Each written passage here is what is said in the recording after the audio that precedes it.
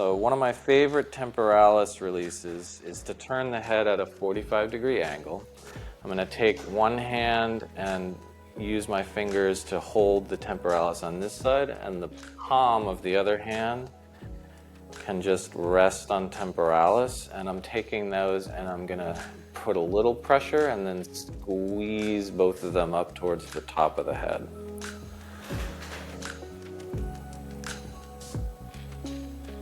And again, this is not a lot of pressure into the skull. With all myofascial work, you're basically finding a depth within the tissue and then sliding across that plane.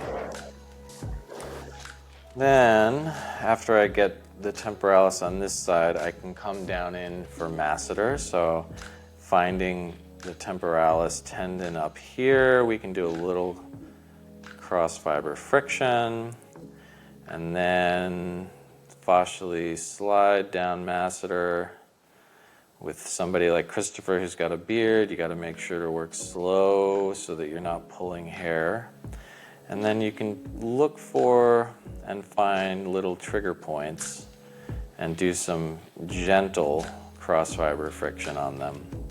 A little bit of pressure goes a long way with these muscles. All right, and now I'm just gonna repeat that on the other side. So I'm turning his head 45 degrees, taking these fingers right above the ear on that side, and this palm right above the ear on this side.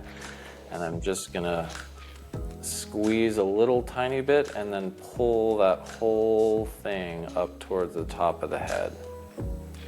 And this one, not only does it feel great on the muscles itself, it can kind of feel like I'm turning off your brain. Which for most of us is a pretty nice feeling. And again, little, ooh, hi there.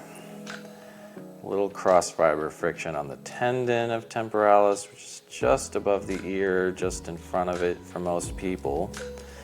And then I can fascially come down masseter. Do a little trigger point work in it, and trust me, a little goes a long way. And come back.